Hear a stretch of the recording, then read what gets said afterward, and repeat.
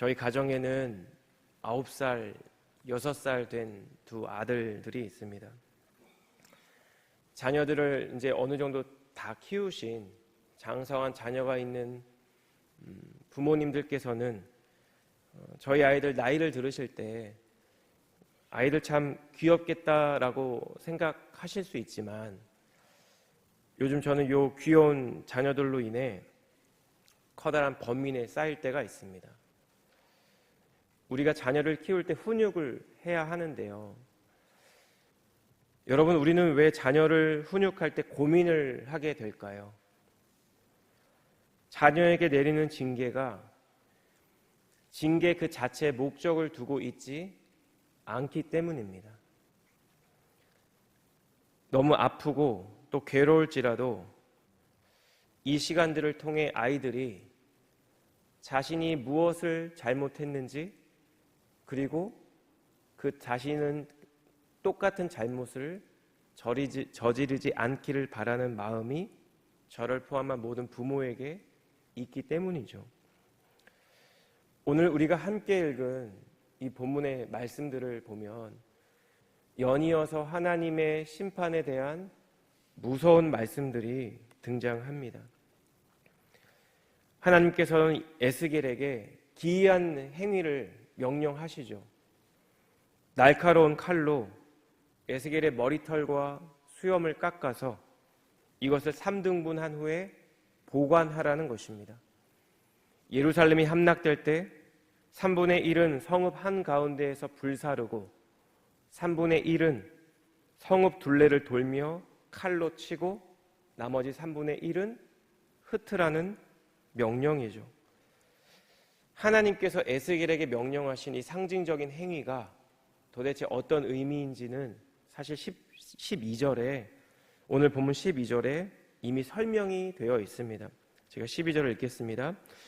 너희 가운데에서 3분의 1은 전염병으로 죽으며 기근으로 멸망할 것이요 3분의 1은 너의 사방에서 칼에 엎드려질 것이며 3분의 1은 내가 사방에 흩어버리고 또 그 뒤를 따라가며 칼을 빼리라. 이것은 결국 예루살렘의 심판에 대한 하나님의 말씀입니다. 예루살렘이 하나님의 심판을 받아서 기근과 전염병으로 칼과 전쟁으로 수많은 사람들이 죽임을 당하고 또 남은 사람들은 사방으로 흩어지게 될 것이라는 예언의 말씀이죠. 흩어져 도망을 가도 2절 하반부에 하나님의 말씀과 같이 하나님이 친히 그 칼을 차고 그 칼을 빼고 뒤따르실 것이기 때문에 그들도 역시 심판을 받게 될 것입니다. 여러분, 도대체 무엇이 어디에서부터 잘못된 것일까요? 하나님의 백성이라고 일컬어지는 남유다 이스라엘이 하나님으로부터 심판을 받아 왜 멸망의 길을 걸어가야 하는 것일까요? 남유다 예루살렘의 멸망을 선포하시는 이 오늘 본문의 말씀을 우리가 함께 묵상하며 과연 남유다 백성들의 죄악이 무엇인지 함께 살펴보기를 원하고, 혹시나 오늘날을 살아가는 우리 모두에게 이러한 동일한 잘못이 있지는 않은지 말씀을 통해 다시 한번 우리의 삶을 돌아보는 귀한 이 시간 되시기를 주님의 이름으로 축복합니다. 여러분, 왜 예루살렘은 심판을 받게 되었을까요? 첫 번째로 그들은 자신에게 주어진 사명을 외면했기 때문입니다. 여러분, 하나님께서 이스라엘이라는 민족을 택해 주시고 그들에게 율법을 주신 이유는 무엇일까요? 창세기 12장을 보시면 하나님께서 아브라함에게 찾아가셔서 그를 부르시고 그에게 약속해 주시고 축복해 주시는 여러 장면들이 있습니다. 창세기 12장 3절을 보면 너를 축복하는 자에게는 내가 복을 내리고 너를 저주하는 자에게는 내가 저주하리니 땅의 모든 족속이 너로 말미암아 복을 얻을 것이라 하신지라. 여러분, 땅의 모든 족속이 아브라함과 아브라함의 후손으로 말미암아 복을 얻게 되는 것이 하나님께서 아브라함을 택하시고 축복해 주신 이유라는 것입니다. 수백 년의 시간이 지나고 이스라엘이 출애굽한 후에 하나님께서 시내산에서 모세를 통해 이스라엘 백성에게 하신 말씀이 출애굽기 19장 5절과 6절인데요. 세계가 다 내게 속하였나니 너희가 내 말을 잘 듣고 내 언약을 지키면 너희는 모든 민족 중에서 내 소유가 되겠고 너희가 내게 대하여 제사장 나라가 되며 거룩한 백성이 되리라. 너는 이 말을 이스라엘 자손에게 전할지니라. 여러분, 제사장 나라는 무엇일까요? 제사장 나라는 말 그대로 나라들 가운데 제사장의 역할을 하는 나라를 말합니다. 이스라엘이라는 나라를 통해, 이 민족을 통해 열방의 나라와 민족들이 자신의 죄악의 길에서 돌이켜 하나님과 화목하게 하는 나라를 가리키는 용어가 제사장 나라입니다. 이스라엘이 제사장 나라가 되고 거룩한 백성이 되는 것이 하나님께서 그들에게 내려주신 은혜이고 축복이자 동시에 하나님의 부르심이고 하나님의 사명이라는 것입니다. 자, 그런데 오늘 본문 5절 말씀으로 가시면 하나님께서 이렇게 말씀하시죠. 주 여호와께서 이와 같이 이르시되 이것이 곧 예루살렘이라 내가 그를 이방인 가운데에 두어 나라들이 둘러 있게 하였거늘. 여러분, 예루살렘은 문자적으로 평화의 성읍, 평강의 성읍이라는 뜻입니다. 여기서 말하는 평화와 평강은 그냥 편안한 정도가 아니라 하나님께서 통치하실 때 우리 가운데 임하게 되는 이 세상이 결코 알 수 없고 줄 수 없는 평화를 의미합니다. 하나님께서 평화의 도시를 이방인 가운데에 두어 여러 나라들을 둘러있게 하신 것이 무엇일까요? 하나님께서 이미 아브라함을 통해, 모세를 통해, 여러 선지자들을 통해 하신 말씀대로 그들로 하여금 거룩한 백성과 제사장 나라가 되어 열방이 하나님께로 돌아오는 축복의 통로로, 복의 통로로 쓰시기 위함이었다라는 것입니다. 그런데 오늘 본문 6절과 7절 말씀을 보시면 이스라엘 백성의 현재 모습이 이렇습니다. 그가 내 규례를 거슬러서 이방인보다 악을 더 행하며 내 율례도 그리함이 그를 둘러있는 나라들보다 더하니 이는 그들이 내 규례를 버리고 내 율례를 행하지 아니하였음이니라. 그러므로 나 주 여호와가 말하노라. 너희 요란함이 너희를 둘러싸고 있는 이방인들보다 더하여 내 율례를 행하지 아니하며 내 규례를 지키지 아니하고 너희를 둘러있는 이방인들의 규례대로도 행하지 아니하였느니라.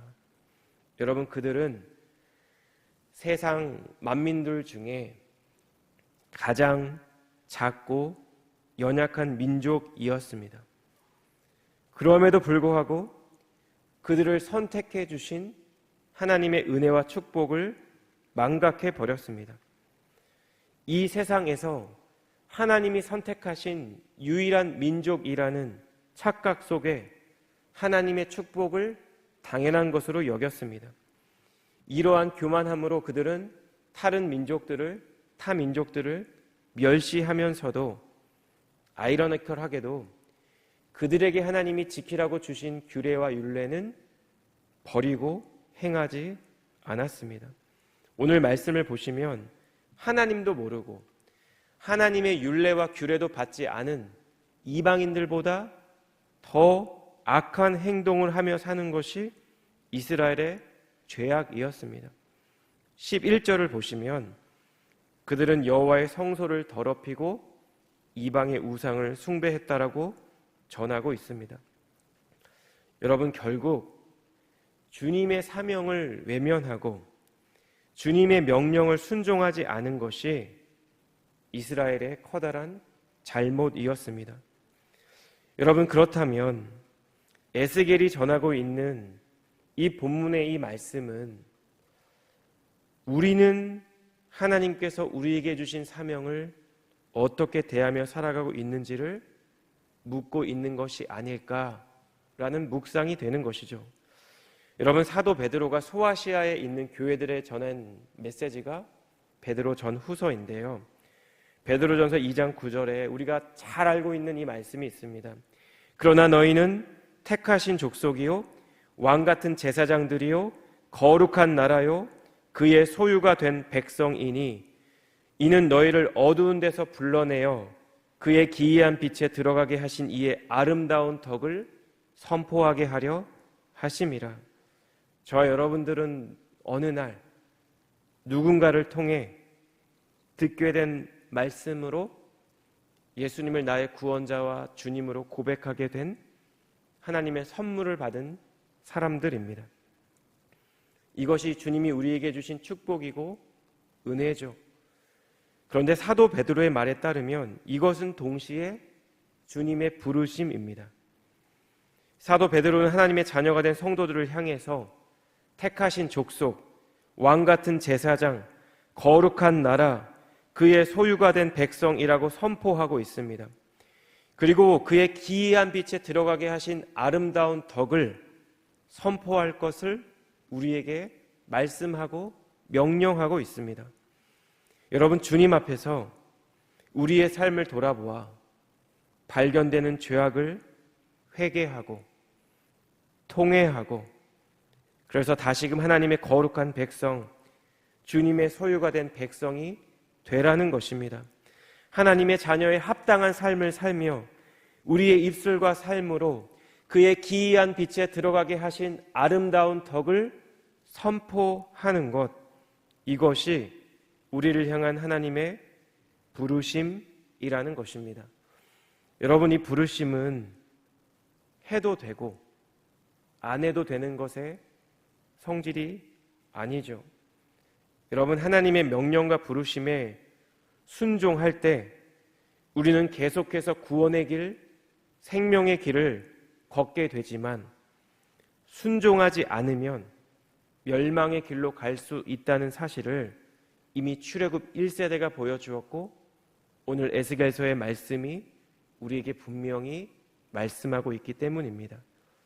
여러분, 하나님께서 주신 사명을 외면하고 하나님의 부르심에 순종하지 않으므로 결국 죄악의 길을 걸어가 멸망으로 향했던 남유다 예루살렘의 모습을 기억하며 하나님께서 저와 여러분들에게 허락해 주신 우리의 삶의 자리에서 하나님이 주신 사명을 기억하며 주님의 부르심을 따라 거룩한 백성으로 또 제사장 나라로 주님의 소유된 백성으로 살아가는 저와 우리 사랑하는 성도님들 되시기를 주님의 이름으로 축복합니다. 두 번째로, 여러분, 예루살렘은 왜 하나님의 심판을 받게 되었을까요? 그들은 여호와의 마음을 외면했기 때문입니다. 제가 14절과 15절 말씀을 읽겠습니다. 내가 이르되 또 너를 황무하게 하고 너를 둘러싸고 있는 이방인들 중에서 모든 지나가는 자의 목전에 모욕거리가 되게 하리니 내 노와 분과 중한 책망으로 내게 벌을 내린즉 너를 둘러싸고 있는 이방인들에게 내가 수치와 조롱거리가 되고 두려움과 경고가 되리라. 나 여호와의 말이니라. 여러분, 예루살렘이 그 이름대로 평화의 도시가 아니라 이방인들에게 수치와 조롱거리가 될 것이라는 에스겔의 예언은 참혹한 심판에 대한 두려움과 경고의 말씀으로 우리에게 다가오고 있습니다. 16절과 17절을 보시면 하나님께서 어떻게 예루살렘을 파괴하실지를 구체적으로 보여주시는데요. 기근으로, 사나운 짐승으로, 전염병과 살육과 칼로 예루살렘을 폐허로 만들 것이다 라고 말씀하고 있습니다. 여러분, 이러한 심판의 선언 끝에 무엇이 언급되고 있냐면 15절과 17절 끝을 보시면 나 여호와의 말이니라. 여러분, 도저히 믿을 수 없는 이 모든 심판을 이루실 주체가 이스라엘의 하나님 여호와라는 것입니다. 여러분, 우리는 이러한 본문의 말씀을 묵상하면서 도대체 왜 이스라엘의 하나님 여호와에게 이스라엘이 심판을 당하게 되었는가라는 근본적인 질문 앞에 서게 됩니다. 여러분, 도대체 왜일까요? 오늘 본문 13절 말씀인데요, 우리 함께 읽겠습니다. 시작. 이와 같이 내 노가 다한즉 그들을 향한 분이 풀려서 내 마음이 가라앉으리라. 내 분이 그들에게 다한즉 나 여호와가 열심으로 말한 줄을 그들이 알리라. 하나님께서 그들을 향한 분이 다 풀려서 분노가 가라앉을 때까지 그들을 심판하실 텐데, 그때가 되어서야 비로소 여호와가 열심으로 말한 줄을 그들이 알게 될 것이다 라는 말씀입니다. 여러분, 하나님께 있는 여러 속성 중에 하나가 노하기를 더디하신다는 것이죠. 출애굽기 34장 6절은 하나님께서 모세에게 두 번째 돌판을 주시며 하신 말씀입니다. 여호와께서 그의 앞으로 지나시며 선포하시되 여호와라 자비롭고 은혜롭고 노하기를 더디하고 인자와 진실이 많은 하나님이라. 여러분, 그런데 반대로 오랫동안 인내한다는 것은 이스라엘 백성의 지속적인 범죄에 대한 하나님의 분노가 시간이 지날수록 인내하실수록 축적된다는 것을 의미합니다. 사도 바울이 이런 상황을 로마서 2장 5절에서 이렇게 설명하고 있습니다. 다만 내 고집과 회개하지 아니한 마음을 따라 진노의 날, 곧 하나님의 의로우신 심판이 나타나는 그날에 임할 진노를 내게 쌓는도다. 여러분, 미국에서 가장 큰 댐이 무엇인지 알고 계신가요? 후보댐입니다. 이 댐 하나만으로 320억 톤의 물이 저장될 수 있다라고 합니다. 어느 정도인지 잘 모르시겠죠? 한국의 소양강 댐을 아시나요? 소양강 호의 10배입니다.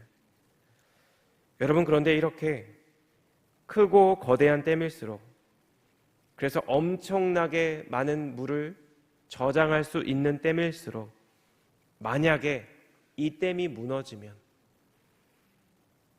이 댐으로부터 나오는 이 물로 인한 피해는 그 어느 때보다 엄청나게 클 것입니다.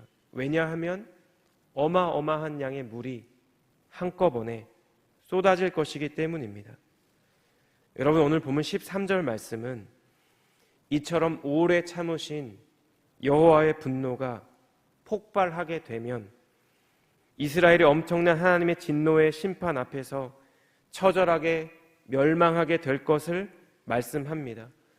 댐 안에 있는 물이 모두 소진될 때까지 물이 그 댐 아래로 쏟아지는 것처럼 이스라엘을 향한 여호와의 진노가 풀릴 때까지, 하나님의 마음이 가라앉을 때까지 이 심판이 끝나지 않을 것이라고 에스겔은 말씀하고 있는 것입니다.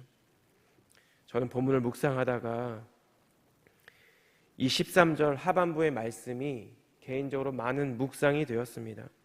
나 여호와가 열심으로 말한 줄을 그들이 알리라. 여러분, 여호와께서 열심으로 그동안 무엇을 말했을까요? 이사야, 예레미야, 미가, 에스겔과 같은 선지자들을 남유다에게 보내주셔서 그들을 향한 하나님의 뜻과 마음을 열심으로 알려주셨습니다. 그 중에 하나가 이사야 55장 7절인데요. 악인은 그의 길을, 불의한 자는 그의 생각을 버리고 여호와께로 돌아오라. 그리하면 그가 긍휼히 여기시리라. 우리 하나님께로 돌아오라. 그가 너희를 너그럽게 용서하시리라. 여러분, 이스라엘 백성은 여호와의 이 호소를 듣고 돌아왔을까요? 돌아오지 않았습니다. 여전히 우상을 숭배했고 여전히 계명과 율례에 순종하지 않았습니다. 여호와께서 너희가 돌아오기만 하면 내가 긍휼히 여겨주리라. 너희를 너그럽게 용서하리라. 여러분, 부탁하듯 간청하듯 호소했지만 그들은 하나님의 말씀을, 하나님의 마음을, 하나님의 열심을 외면했습니다. 그리고 그들은 심판을 받게 되었습니다. 사랑하는 여러분, 주님은 오늘 이 본문의 말씀을 통해서 우리에게도 말씀하고 있습니다. 여호와께서 그동안 우리가 드리는 예배 가운데, 주님께 올려드리는 기도 가운데, 하나님의 선포되는 말씀 가운데 우리 안에 내주하시는 성령 하나님을 통해 하나님의 열심으로 우리에게 말한 것들, 우리가 죄악에서 돌이켜 주님께로 돌아오기를 간절히 바라시는 그 마음들, 우리가 돌아오기만 하면 내가 너를 긍휼히 여겨주리라, 내가 너희를 너그럽게 용서하리라, 우리에게 말씀하셨던 그 주님의 마음을 우리가 알기를 원하신다라는 것입니다. 악한 길을 떠나고 불의한 생각을 버리고 여호와께로 돌아오라. 그리하면 긍휼히 여기시리라. 주님이 저와 여러분들을 너그럽게 용서해 주실 것이라는 말씀입니다. 예스겔의 말씀 앞에 서 있는 이 아침, 우리 모두에게 다시 한번 여호와의 열심과 우리 주님의 마음을 깨닫는 은혜가 회복되는 이 시간 되시기를 주님의 이름으로 축복합니다.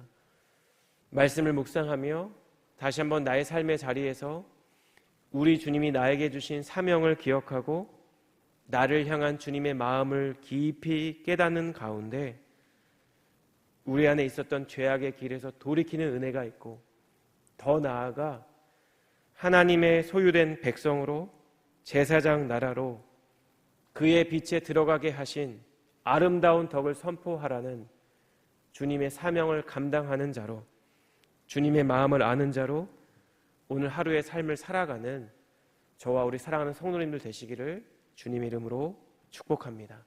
기도하겠습니다.